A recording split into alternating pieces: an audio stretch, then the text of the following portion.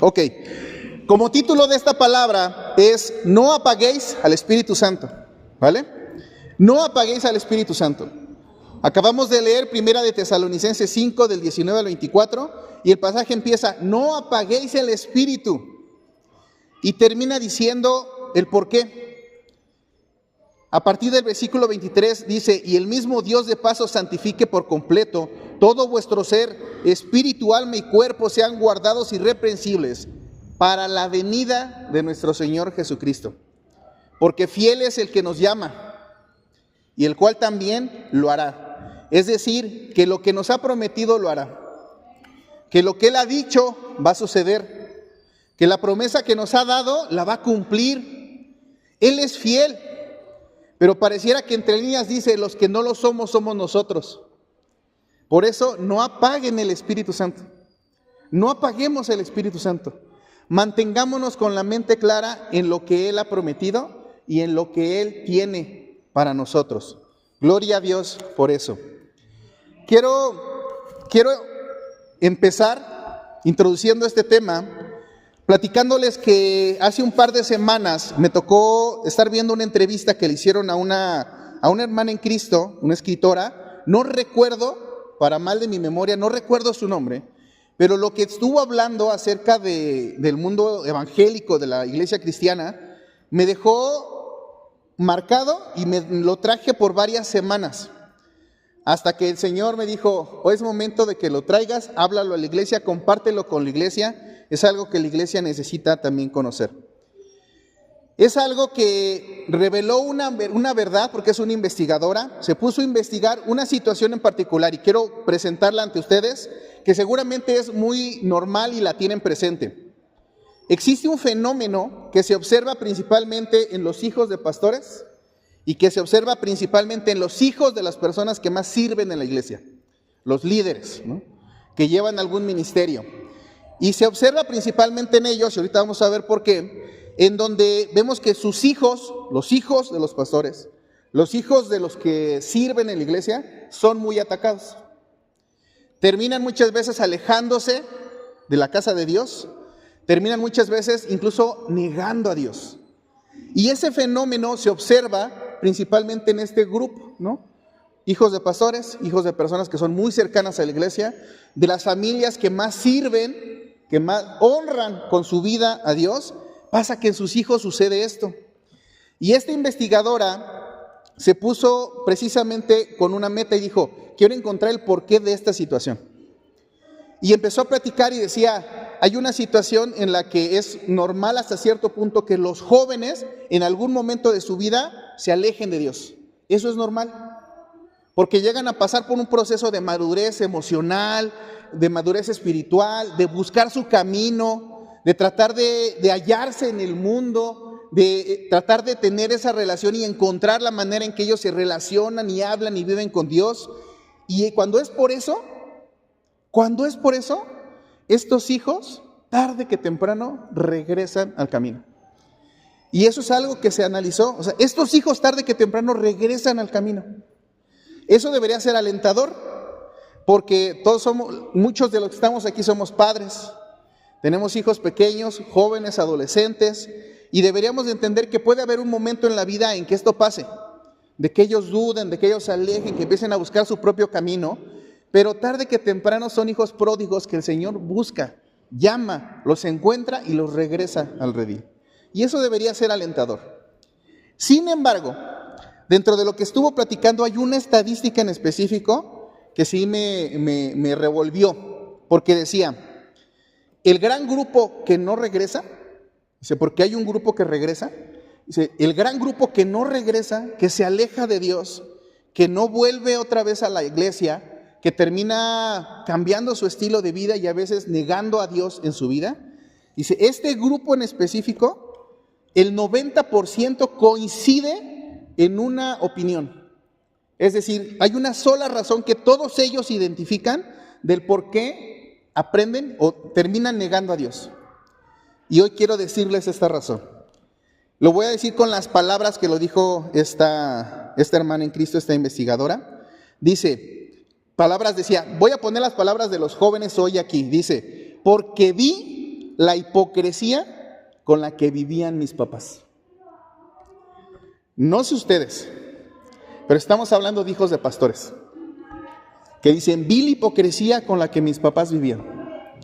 Estamos hablando de hijos de las familias que más sirven en la iglesia, que pasan más tiempo, que honran a Dios, que alaban, que son maestros, ¿no? Que tienen un ministerio. Dice, estos hijos dicen, porque vi la hipocresía con la que vivían mis papás. Eso me revolucionó. Pero más allá de lo que pudiera a lo mejor significar para mí, por ser alguien que está sirviendo en la iglesia, yo en esa oración, en ese diálogo con Dios, le decía, bueno, Dios, y esto entonces, ¿cómo lo digiero, no? ¿Cómo lo aterrizo? ¿Cómo lo llevo a mi vida? ¿Qué podemos hacer?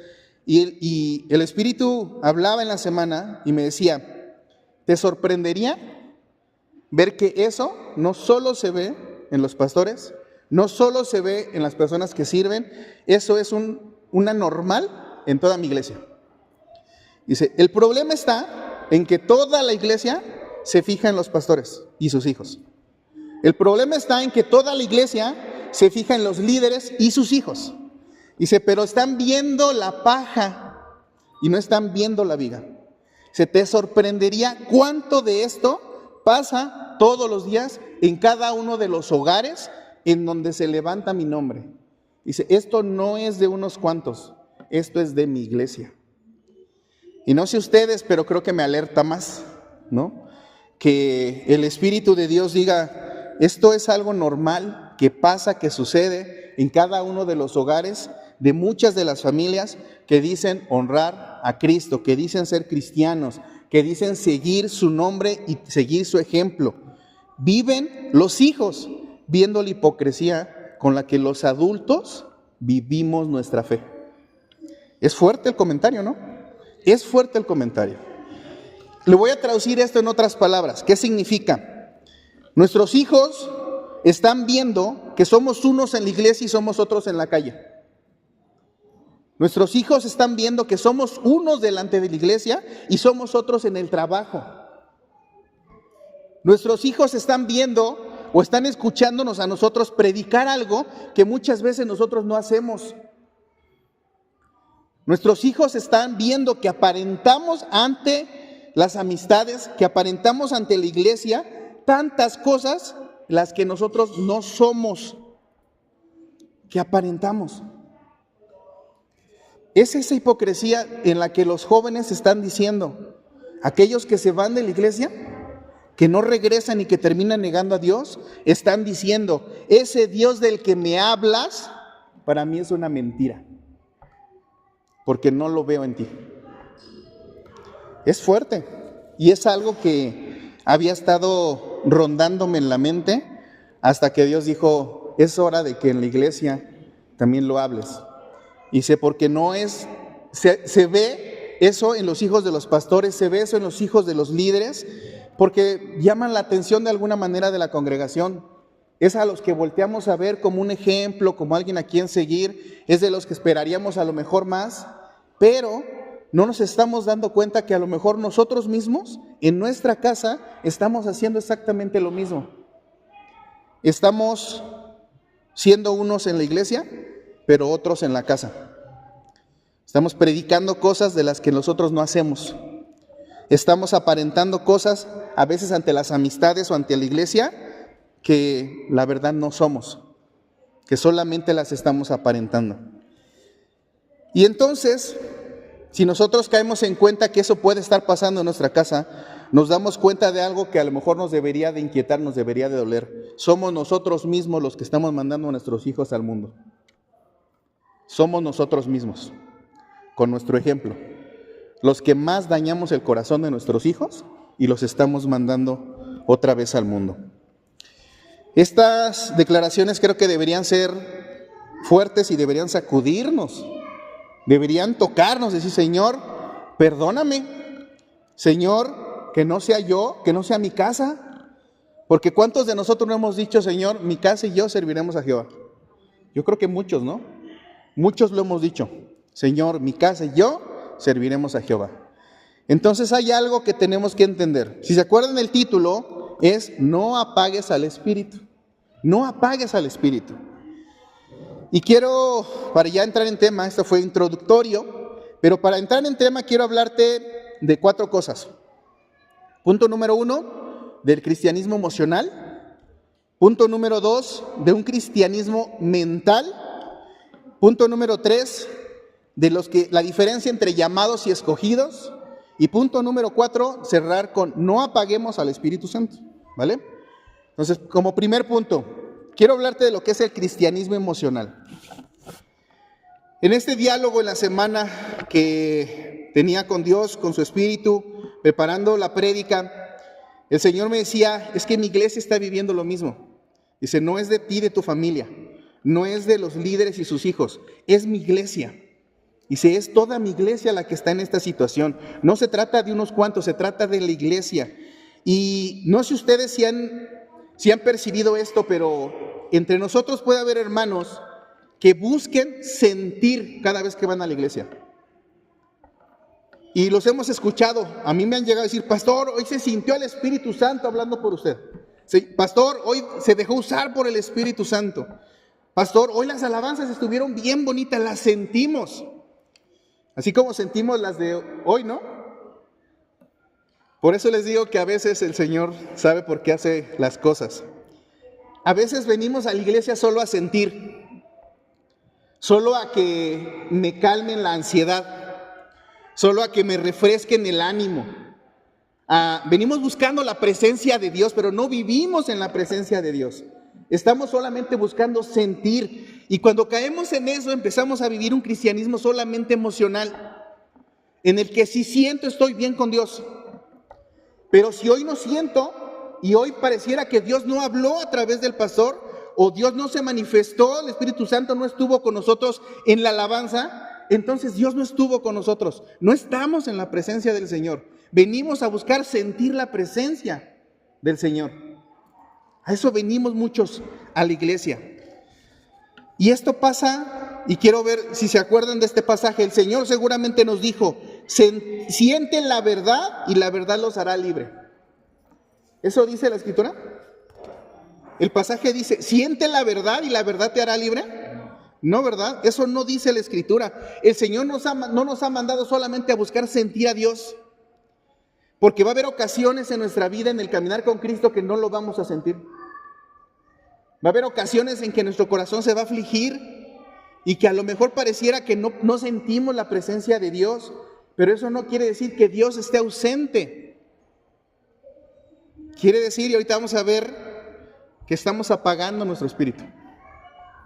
Eso es lo que quiere decir cuando nosotros empezamos a dejar de sentir la presencia de Dios. Jesús nos dijo, siente la verdad y la verdad te hará libre. Tristemente hay muchos lados, y esto creo que se ha escuchado más hablando de la prédica, que hoy en día se predica un evangelio diluido. Creo que se ha escuchado más eso, ¿no? Que cuando en las iglesias hoy ya se predica un evangelio diluido, un evangelio más sensacionalista, un evangelio emocional, que se predica nada más un evangelio de prosperidad, que se habla más de todo eso de las emociones, pero ya no se confronta el pecado, ya no se habla del arrepentimiento, ya no se habla de las obras del Espíritu Santo. Hoy en día la gente está buscando, y ustedes lo pueden ver en muchas iglesias, las más grandes y las que más crecen, muchas veces hablan solamente de una vida emocional, de un cristianismo emocional, de venir a sentir. Y hay ocasiones en que hasta la luz se apaga. Ya no saques la Biblia, no la necesitas leer.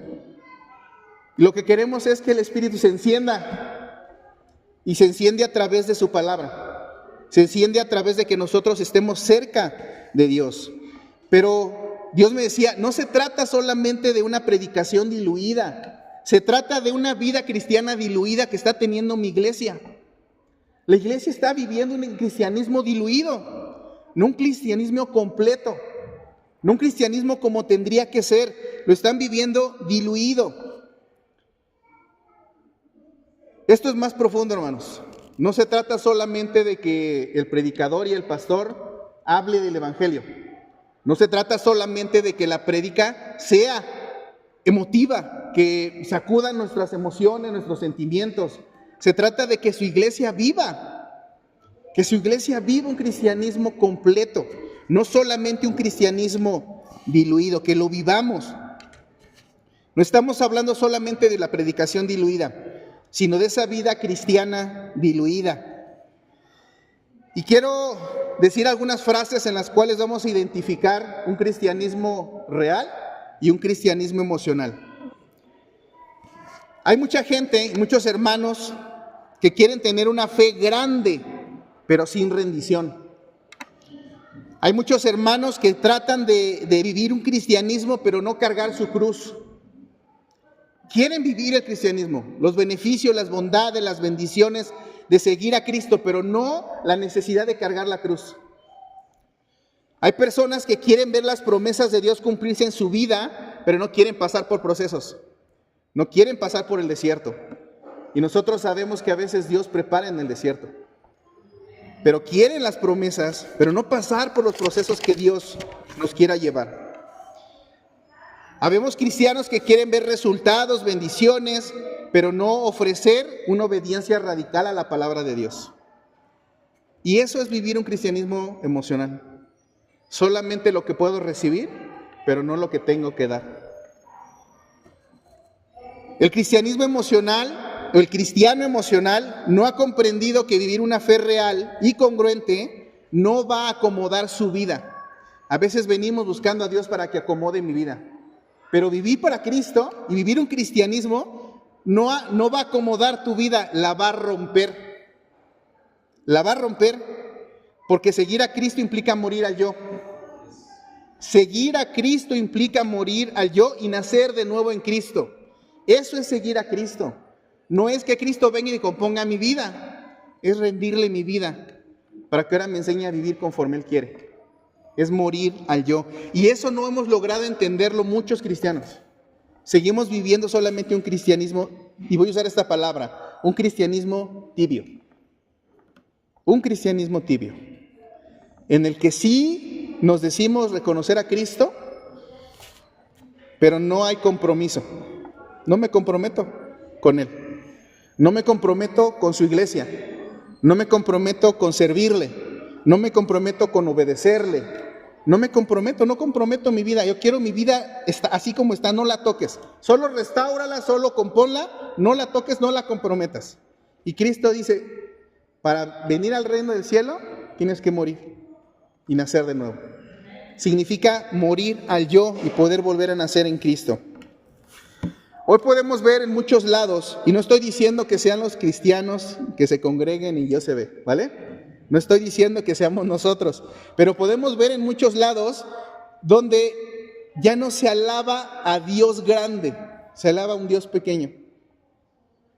La alabanza de su pueblo demuestra qué tan grande es su Dios. La alabanza de su pueblo nos deja ver qué tanto amamos a Dios, qué tanto honramos a Dios, qué tanto venimos a decirle, Señor, no me importa que el de al lado me esté viendo feo. No me importa que el de al lado no brinque. Si yo estoy sintiendo ese calor, esa pasión, ese agradecimiento, yo levanto mis manos y te lo doy a ti, porque ese tiempo de alabanza es entre tú y yo. No si el de atrás no está danzando y yo quiero danzar y entonces me reprimo. Vemos en muchos lados cómo se alaba como si no conociéramos a la grandeza de Dios, y así alabamos. Vemos a muchos hermanos hundirse en un vaso de agua. Vemos a muchos hermanos hundirse en sus propios desiertos, como si no conocieran o no confiaran en la soberanía de Dios.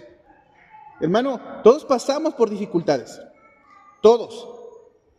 Desde el obispo hasta el hermano más pequeño de todos.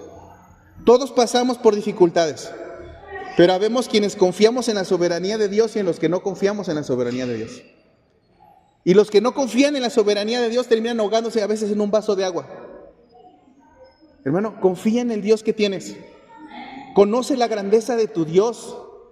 Comprende las promesas que Él tiene. Porque Él no nos dijo, a partir de que me sigas ya no vas a tener problemas. Él dijo, confía, yo he vencido al mundo. Él dijo, confía porque voy a estar contigo en medio del horno de fuego. Él no dijo que no iba a haber hornos de fuego. Él dijo, en medio del horno de fuego voy a estar yo contigo. Y eso es lo que nos hace falta a veces. Seguimos solamente queriendo recibir, pero no dar y comprometer y creer realmente, en medio de la tormenta, en medio del horno de fuego, en medio de la vista de los demás, que yo rinda mi alabanza al Señor, en medio de los demás, que no me importe si me están viendo o no. Que yo pueda decir, Señor, yo estoy aquí hoy por ti, y por ti levanto mis manos, y por ti danzo, y por ti remolineo, y por ti me caigo de rodillas, por ti, no por los demás. Seguimos viviendo expectantes de lo que está pasando alrededor. Me ha tocado ver hermanos que no saben orar, A veces los invitamos, ¿oras hoy tú por esto? No, pastor, en otra ocasión. Hoy no vengo listo. Hermano, Dios nos ha llamado a orar en todo tiempo, en todo momento, no enfrente de la iglesia. Deberías hacerlo en casa, deberías hacerlo en tu sala, en tu mesa, en tu comedor, en tu trabajo, cuando vas en el auto. Deberías estar hablando con Dios. Pero el que no puedas orar, no sepas orar, habla de que no lo estás haciendo en tu día a día, de que no lo estás haciendo en tu intimidad. Puedo entender que haya pánico escénico, puedo entender eso. Dios puede entender eso, pero Dios no puede entender que no haya intimidad. Es diferente que pueda haber pánico escénico a que no haya intimidad. Y entonces hay muchos hermanos que oran como si estuvieran enfrente de un extraño. No le hablan a Dios con esa cercanía que deberíamos de tener, porque vivimos en intimidad con Él, porque lo buscamos continuamente, porque le oramos todos los días, porque le agradecemos al despertar y porque le agradecemos al acostarnos y entregamos nuestra vida. Señor, te la entrego, tú levántame mañana. Oran como si no conocieran a quién le están hablando, y no delante de ese Dios que nos ama, que nos conoce por nuestro nombre y que dice en su palabra que si pedimos conforme a su voluntad, Él nos oye. Eso dice su palabra. Dice, si tú clamas a mí conforme a mi voluntad, yo oigo. Eso es lo que dice Dios. Y cuando oramos tenemos que orar con esa confianza. Señor, estoy orando conforme a tu voluntad. Señor, estoy orando conforme tú pides, conforme tú mandas. Señor, estoy orando estando en obediencia. Porque también puedo entender eso. Si alguien no está en obediencia a Dios y le pides que ore, se va a intimidar. Porque orar y no estar en intimidad con Dios, orar y no estar en obediencia a Dios, a muchos nos espanta. ¿Cómo, Señor? Voy a usar tu nombre no estando en obediencia. Entonces tenemos que vivir de esa manera, hermanos. Y esos son detalles en los que se ve cuando hay alguien que está viviendo solamente un cristianismo emocional, que solamente está buscando recibir, pero que no está comprometiendo su vida para Cristo. Que no le está diciendo, Señor, ya no vivo yo, ahora Cristo vive en mí. Se ve en la alabanza, se ve en los problemas, en los desiertos, se ve al momento de la oración. Y es ahí, justo en medio de esta crisis, justo en medio de esta dicotomía, justo en medio de este cristianismo que estamos viviendo, de este cristianismo emocional, donde encontramos lo que esta escritora tuvo que investigar. Lo que esta escritora vino a decirnos. Nos encontramos y nos vemos unos a otros siendo unos en la iglesia, pero otros en la casa. Ahí es donde nos encontramos predicándole a las personas muchas cosas que nosotros no hacemos. Nos encontramos aparentando ante las amistades, ante la iglesia, ante los pastores, ante los líderes. Nos encontramos aparentando ante nuestras amistades tantas cosas que en verdad no somos. Y es ahí donde vemos que nosotros mismos somos una de las principales causas que están mandando a nuestros jóvenes, a nuestros hijos, de regreso al mundo. Porque con la boca le decimos, cree en Cristo, Cristo te ama. Pero con los hechos le decimos, yo no creo eso. Con los hechos le decimos, yo no creo eso que te estoy pidiendo que tú hagas. Les decimos, ora, confía en Dios, confía en su voluntad. Y al primer problema nuestros hijos nos ven doblegarnos y decir, este Goliat es más grande que mi Dios. con nuestros hechos. Nosotros mismos somos los que estamos alejando a la juventud de Dios, a la juventud de la iglesia. Somos nosotros mismos. Ahora te dije, van a ser 4 puntos. El segundo punto es de un cristianismo mental que tenemos que llevar a la razón. Y tenemos que comprender o entender algo. Nuestra fe tendría que afectar nuestra voluntad. Nuestra fe tendría que afectar nuestro carácter. Nuestra fe tenía que cambiar nuestras conductas, tiene que afectar nuestro comportamiento. Pero entre la emoción y la voluntad hay un paso intermedio que está la mente. No, si nosotros solamente vivimos un cristianismo emocional, nuestro cristianismo emocional nunca va a cambiar nuestra voluntad. Nuestro cristianismo emocional nunca va a cambiar nuestro carácter. Nuestro cristianismo emocional nunca va a sanar nuestras heridas. Solamente hay una llamarada de emociones que se pone por encima, pero no va a haber sanidad. Hay un paso en medio para que nuestra fe no se quede solamente en las emociones y pueda realmente llegar a nuestra voluntad. Hay un punto que es la mente. Y quiero que comprendamos esto. Cristo en su palabra nos ha dejado una explicación y nos ha dicho: renueven su mente a través de mi palabra. Eso está en su escritura. El Señor nos ha dicho: renueva tu mente. No nos ha dicho nada más tus emociones, no nos ha dicho nada más tu corazón. Dice: también quiero tu mente. Renueva tu mente. Y para hacer un paréntesis, no me malentienda, las emociones no son malas, ¿sale? Ser emocional no es malo. Las emociones no son malas, las emociones son buenas. Lo malo es cuando somos hipócritas. Y voy a poner algunos ejemplos. Puede ser un comportamiento hipócrita que un fin de semana nos reunamos en familia y el América, el Guadalajara, el Toluca, el que quieran, mete un gol y nos paramos y gritamos ¡gol! En medio de nuestra sala. Pero cuando estamos en la casa de Dios en una alabanza no levantamos ni las manos. Ese es un comportamiento hipócrita, porque en un lado desbordamos nuestras emociones, pero en la casa de Dios nos reprimimos. No me malentienda. Las emociones son buenas, sentir es bueno. Dios nos ha dado alma para sentir, pero tenemos que vivirlo no solamente en las emociones, sino pasarlo también a la mente, a lo racional, no solamente quedarnos allí.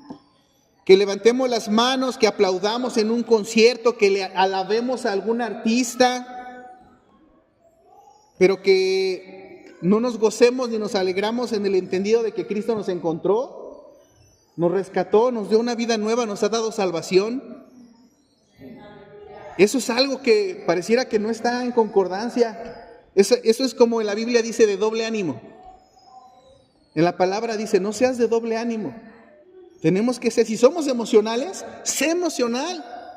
Pero así como alabas el gol del América, así alaba que Cristo viene, ¿no? Es decir, no son malas las emociones. Lo malo es que en un lado sí las usemos y en la casa de Dios no. No me malentiendan. Quiero que comprendamos algo. Si nuestra fe no renueva nuestra mente, si nuestra fe no renueva nuestra mente, nunca va a tocar nuestra voluntad.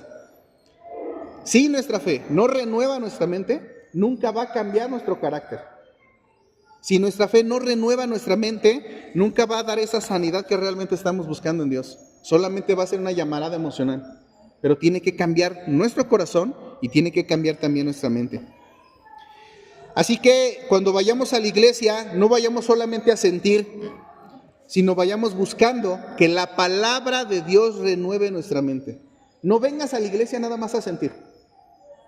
Ven buscando que la palabra que se comparta renueve tu mente, que toque tu entendimiento, que cambie tu razonamiento, que te abra los ojos para entender más quién es Dios y cómo opera su reino, cómo funciona el mundo espiritual. Ven a la iglesia buscando eso.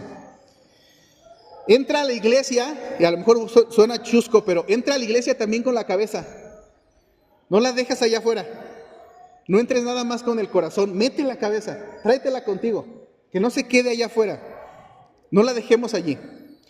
Ahora, ¿cómo se vería una mente renovada por la palabra? Si queremos usarlo como manera de autodiagnóstico, ¿cómo se vería una mente renovada a través de la palabra? Una mente que es consciente de pecado, que es consciente de juicio y que es consciente de justicia. Si tú racionalmente ya eres consciente de pecado, ya eres consciente del juicio, ya eres consciente de la justicia de Dios, entonces la palabra está renovando tu mente. Está realmente renovando tu mente. Cuando nuestra mente es capaz de comprender el amor de Dios, de que nosotros no podemos amar a Dios primero, lo amamos porque Él nos amó primero. Eso lo tenemos que comprender. Nosotros somos capaces de amar a Dios porque Él nos amó primero. Una mente que se mueve al arrepentimiento, es decir, que se autoexamina, que se autoanaliza y que dice: Señor, yo sé que esto no te agrada. Señor, yo sé que esto no te gusta. Señor, estoy comprendiendo que en tu palabra me llevas a esto. Señor, perdóname. Una mente que te lleva y te mueve al arrepentimiento es una mente que se ha dejado transformar por la palabra de Dios. Una mente que te mueve a seguir a Cristo. Una mente que te mueve a seguir a Cristo. No nada más a venir a oír de Cristo, a seguir a Cristo. Una mente movida a usar tus dones y a usar tus talentos, primero entendiendo que han sido dados por Dios. Nosotros tenemos dones, tenemos talentos dados por Dios, pero Dios nos los ha dado con un propósito. Hay una intención detrás de que Dios bendiga nuestra vida. Hay una intención de que Dios nos dé una voz bonita. Hay una intención de que Dios nos dé habilidades para la música. Hay una intención de que Dios nos dé habilidades para predicar, para compartir. Hay un propósito para ti, para tu vida. Y eso es algo que tenemos que entender. Eso no lo entendemos nada más emocionalmente, lo tenemos que entender racionalmente también. Y solo así, cuando Dios toca nuestro corazón, cuando Dios renueva nuestra mente, cuando los dos se cumplen, es cuando realmente va a afectar nuestra voluntad. Pero si la palabra no está afectando nuestra voluntad, no está generando esos cambios que necesita nuestra vida, no nos está apartando de esos vicios, no nos está apartando de ese pecado, no nos está generando el arrepentimiento, entonces nos estamos quedando solamente en vivir una fe emocional. Y vivir una fe emocional sigue mandando a nuestros hijos al mundo. Quiero que me entiendan eso. Nosotros muchas veces somos la única Biblia que nuestros hijos ven. Ya no les digo que la gente. La que nuestros hijos ven, es nuestra vida. Esa es la única Biblia que a veces ven. Y nosotros tenemos que vivir conforme a la palabra del Señor.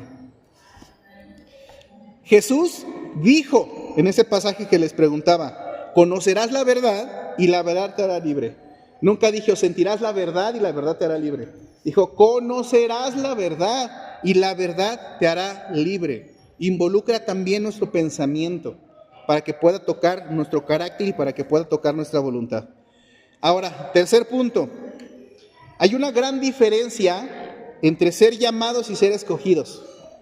Hay una gran diferencia entre ser llamados y ser escogidos. Mateo 22:14 dice: porque muchos son los llamados y pocos los escogidos. Es decir, hay una diferencia. Llamados, así. Escogidos, así. Muchas veces le decimos, yo le he dicho a mis hijos: tus amigos los vas a terminar, los verdaderos amigos, los más cercanos, tus mejores amigos los vas a contar con los dedos de una mano. Y puede parecer lo mismo, ¿no? Habrá muchos llamados, pero pocos escogidos. Habrá mucha gente que se mete en tu vida, pero los que tú escojas para amigos van a ser pocos. En el mundo de Dios, en el reino de Dios es igual. Dios llama a todos sus hijos. Dios llama a todos sus hijos. No estoy diciendo algunos. Para todos sus hijos Dios tiene un llamado, pero solo algunos eligen aceptarlo. Solo algunos de sus hijos eligen decir: Señor, está bien, tú me has dado estos dones, yo comprendo que todo es de ti, por ti y para ti, entonces mis dones son para ti. Y esos se vuelven los escogidos. Y ojo, no los está escogiendo Dios. ¿Quién los está escogiendo? ¿Se dan cuenta? Tú estás eligiendo. Tú eres el que elige. Dios no te va a forzar. Dios ya te llamó. A todos, a cada uno. Dios siempre tiene un propósito en un llamado para cada uno de sus hijos. pero nosotros elegimos atender al llamado o no atender al llamado. Y ahí se hace la diferencia entre los llamados y los escogidos, en los que atienden a la voz de Dios, en los que deciden honrar a Dios, en los que deciden hacer caso a la voz que Dios esté hablándole a cada uno. ¿Cuántas veces hemos escuchado que todos tenemos un propósito para Cristo? ¿Lo han escuchado? ¿Sí? Creo que lo hemos dicho en muchas ocasiones, ¿no? Dios es un Dios de propósito, Dios es un Dios de orden. Todos tenemos un propósito. Si estamos vivos, tenemos un propósito. Si hoy tú tienes vida, hay un propósito de Dios en ti. Si ya no tuvieras propósito, Dios ya te hubiera llamado. Él no permite que alguien esté vivo sin propósito. Todos tenemos un propósito. ¿Eso lo crees?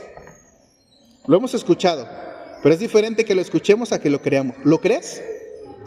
¿Crees que todos tenemos un propósito? Ok. ¿Lo crees para tu vida? Para ti. O sea, ¿lo crees para ti? O sea, Dios tiene un propósito para mí. ¿Lo crees para ti? ¿Por qué lo creeríamos para los demás, pero no para ti? Deberíamos creerlo para ti, cada uno, nosotros, cada uno de nosotros. Tendríamos que creer que Dios me conoce por mi nombre. Dios me ha bendecido con dones, con talentos. Y Dios me llama a servirle, a honrarlo, a glorificarlo. Pero falta que yo decida atender el llamado. Ahí se hace la gran diferencia entre los llamados y los escogidos. Y quiero mostrarles otro grupo de estadísticas en donde vamos a ver por qué esto es real. Dios llama a todos sus hijos, Dios llama a toda su iglesia, pero pocos son los escogidos. Esta estadística es de un pastor en Estados Unidos que dice lo siguiente, y espero que no te halles o que te halles de manera en el lado contrario de la estadística. La estadística dice, el 20% de los miembros de una iglesia no asiste con regularidad. Es decir, de cada 10, 8 son regulares.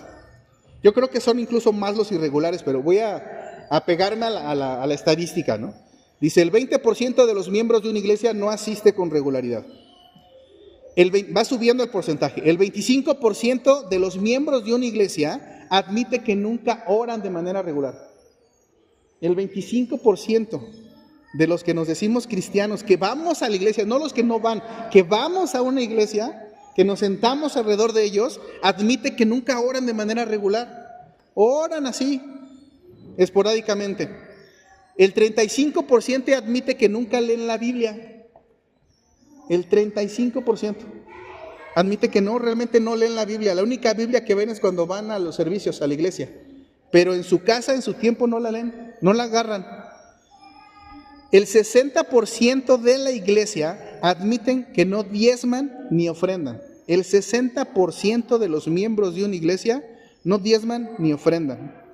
Y se comparte, es el mismo 60% de los miembros de una iglesia que no sirven en su iglesia local. 60%. Van a una iglesia, pero no se comprometen con la iglesia. Van a una iglesia, pero nunca sirven. El 60%. Y lo vemos en las campañas. No basta decir más. Ustedes van a ver casi siempre los mismos rostros en todas las actividades. Casi siempre son los mismos rostros. Es triste esa estadística. Y la estadística sigue aumentando. El 70% de los miembros de una congregación no ayuda a misiones.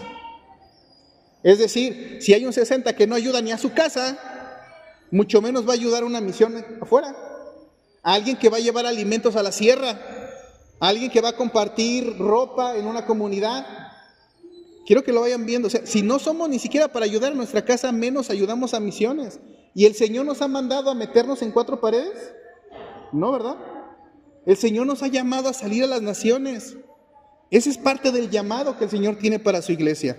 Y la estadística sube. Tengo 2 más, 3 más.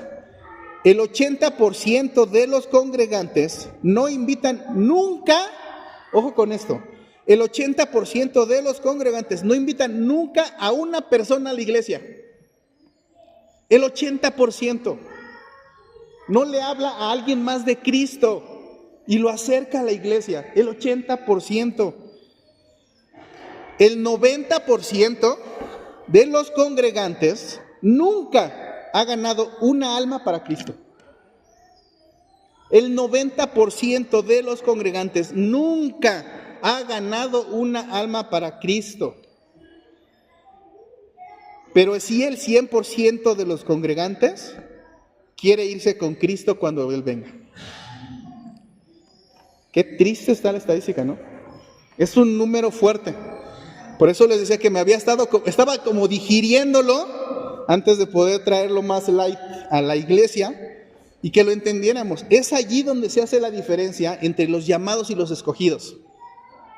Es allí donde se nota la diferencia entre los llamados y los escogidos, porque el llamado lo tenemos todos. Cristo nos ha llamado a todos, por eso estás aquí, porque te rescató, te encontró en las tinieblas en las que vivías y te dio una nueva oportunidad de conocerlo, de servirle, de honrarlo, de glorificarlo. Tienes un llamado. El problema es que lo elijas, que lo encuentres, porque muchas veces se acercan, pastor, ¿cuál será mi llamado? Y nosotros de alguna manera podemos ayudar, pero ¿quién mejor que te lo diga que Dios? ¿No? En intimidad con Él. Pero si nos vamos a las estadísticas, algunos que quieren un llamado no oran, algunos que quieren un llamado no ayunan, algunos que quieren un llamado no sirven, algunos que quieren un llamado viven una vida solamente emocional, pero no conectan con Cristo, no conectan con Dios realmente su vida.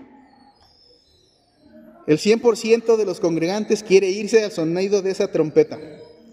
El 100% de esos congregantes quiere escucharla y está esperando que Cristo venga y decirle, Señor, me voy contigo. Pero cuando empezamos a ver todo esto, entendemos varias partes de la Biblia. Y hay parte en la Biblia que debería atemorizarnos. De en ese encuentro cuando lleguemos con el Señor y que digamos, Señor, Señor, y que Él voltee y nos vea, ¿no te conozco? ¿Quién eres? Porque muchos le pueden llamar Señor, muchos llamados le pueden llamar Señor, pero pocos serán los escogidos. Y es parte de lo que tenemos que comprender. Ahora, el último punto para cerrar la palabra. Todo lo que estamos viendo, hermanos, no debería sernos ajeno, porque la misma palabra lo dice. Con el incremento de la maldad, muchos corazones se enfriarán. La misma palabra lo dice. Muchos son los llamados y pocos son los escogidos. La misma palabra lo dice. Nosotros, ¿qué es lo que sí tenemos que hacer? Y voy a usar una historia que nuestro hermano Mario nos compartió.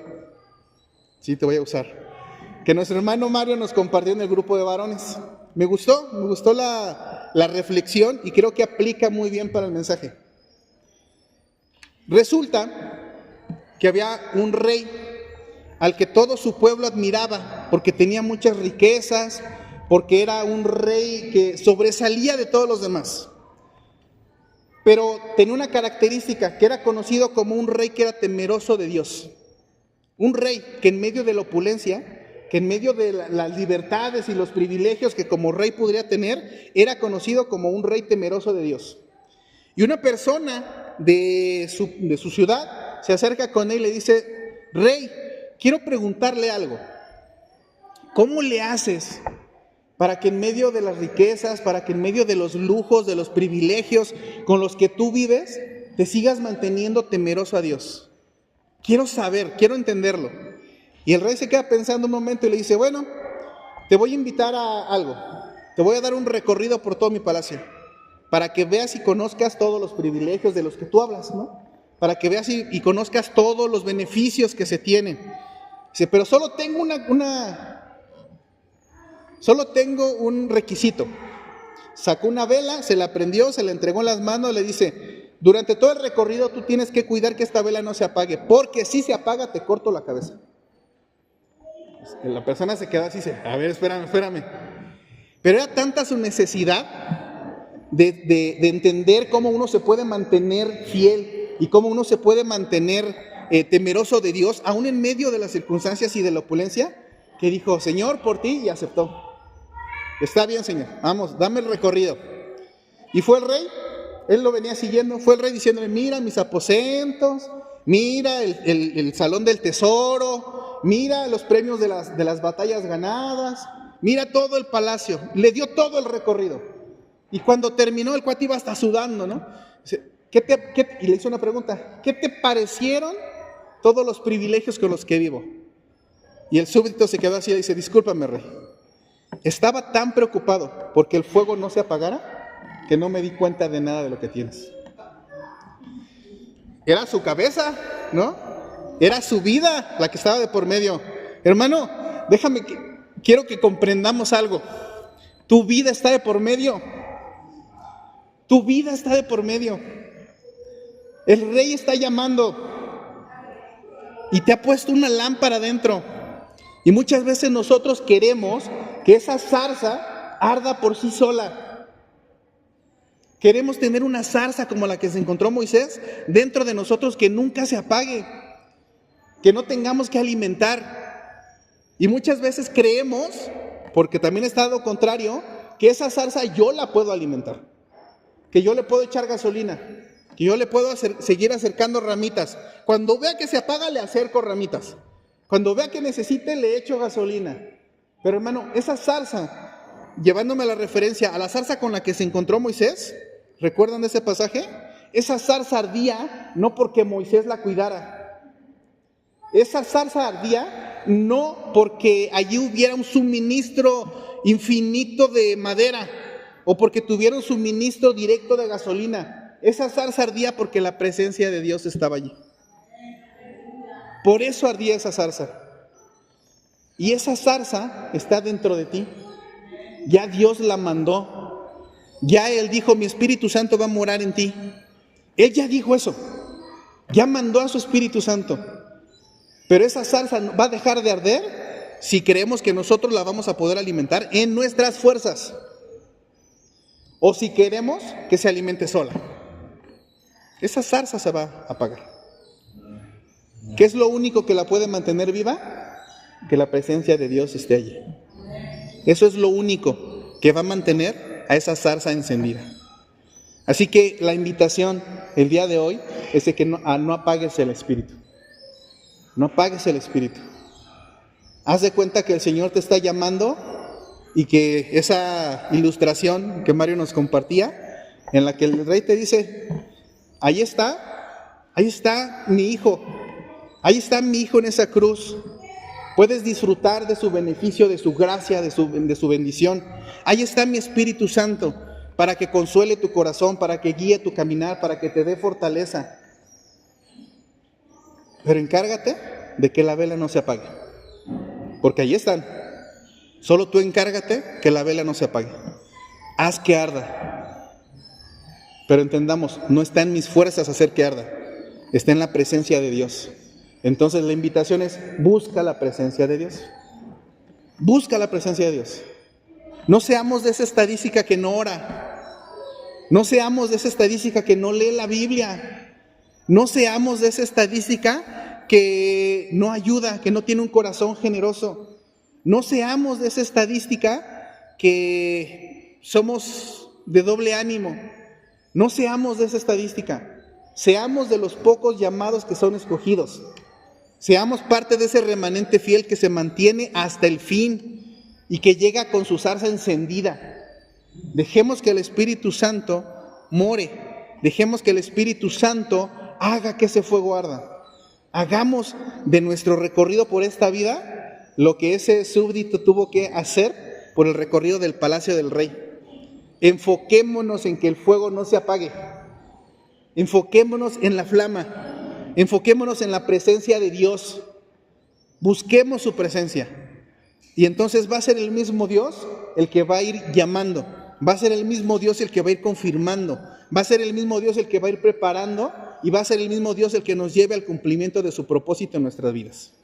Eso es lo que Dios hoy quería traer a su iglesia. Y quiero cerrar esta parte comentando 4 puntos. ¿Cómo podemos hacer que la zarza se mantenga encendida? ¿Cómo podemos hacer que la zarza se mantenga? Primer punto, Romanos 10:17 dice, así que la fe es por el oír y el oír por la palabra de Dios. Hermano, si quieres que tu fe crezca, que tu fe sea fuerte, el Señor nos ha dicho, la fe es por el oír de la palabra de Dios. Entonces, acércate. Tú la puedes oír cuando tú la lees. Tú la puedes oír cuando te pones alabanzas. Tú la puedes oír cuando buscan en la semana de su presencia. Tú la puedes oír viniendo a la congregación, escuchando el testimonio de tus hermanos. Tú la puedes oír cuando nos reunimos los varones, cuando se reúnen las damas y comparten sus testimonios. Ese es el oír la palabra de Dios. Y la fe crece por el oír la palabra de Dios. Segundo, Hebreos 11:8 nos dice: por la fe de Abraham, siendo llamado, obedeció para salir al lugar que había de recibir como herencia y salió sin saber a dónde iba.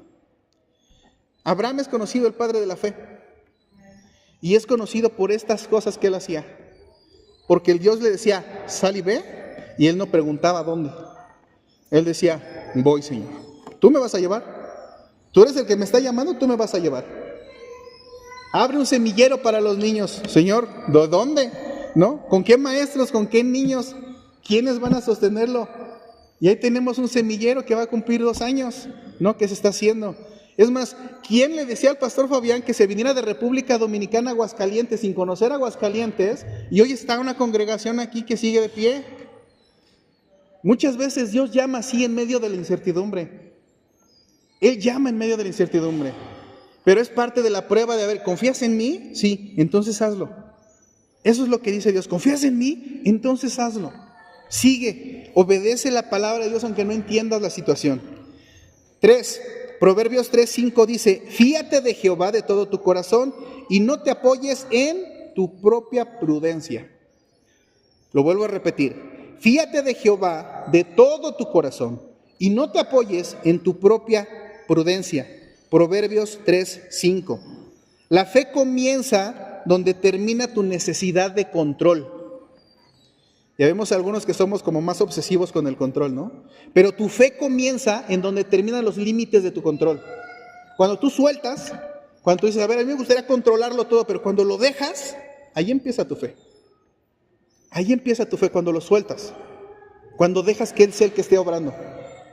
Cuando dejas que Él sea el que cumpla, lleve y haga sus promesas en nosotros. Y último punto. La fe no se trata de sentir, se trata de persistir. La fe se alimenta allí, no cuando sentimos o no sentimos, sino cuando persistimos en nuestra fe en Dios, sino cuando persistimos, cuando perseguimos su palabra. Así que quisiera que te preguntaras el día de hoy, ¿qué clase de fe quieres tener? ¿Qué clase de cristianismo quieres vivir? ¿Un cristianismo solo emocional? Un cristianismo que lo trascienda, que transforme tu mente, y un cristianismo que lleve y transforme realmente tu voluntad, que toque tu carácter. ¿Cuál es el que queremos vivir? ¿O cuál es en el que estamos viviendo al día de hoy? Yo te invitaría a que apuestes por una fe que transforme, por una fe que transforme tu corazón, por una fe que transforme tu mente, por una fe que transforme tu carácter, por una fe que transforme tu entendimiento del mundo, por una fe que transforme tu vida de huérfano a tu vida de hijo de Dios. Y eso es lo que tendríamos que estar haciendo. Pongámonos de pie, hermanos, y vamos a cerrar esta palabra precisamente con una oración.